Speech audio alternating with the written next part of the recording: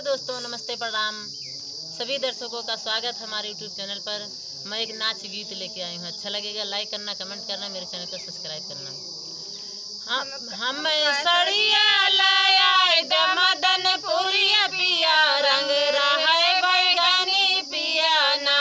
हम सड़िया लाया दमदन पुरिया पिया रंग रहे बैगनी पिया ना। हम सड़िया ना ले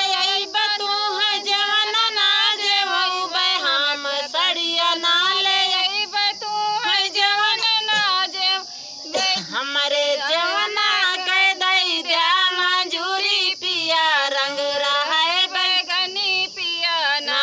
हमारे जवना के दई दिया मंजूरी पिया रंग रहे बैगनी पिया ना। हम सड़िया लाया दमदन पुरिया पिया रंग रहे बैगनी पिया ना। हम सड़िया लाया दमदन पुरिया पिया रंग रहे बैगनी पिया ना।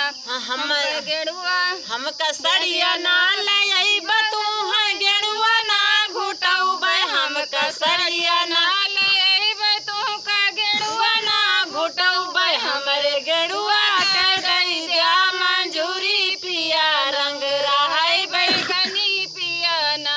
हमारे गेरुआ के दई दिया मंजूरी पिया रंग रहे बैगनी पिया ना। हम सड़िया लाया दमदन पुरिया पिया रंग रहे बैगनी पिया ना। हम सड़िया ना ले बतू है बिरवा ना कुचैबे। हम सड़िया ना ले बतू का बिरवा ना कुचौबे। हमारे बिरवा के दई दिया मंजूरी पिया रंग रहे बैगनी पिया ना। हमारे बिरवा के दई दिया मंजूरी पिया रंग रहे बैगनी पिया ना।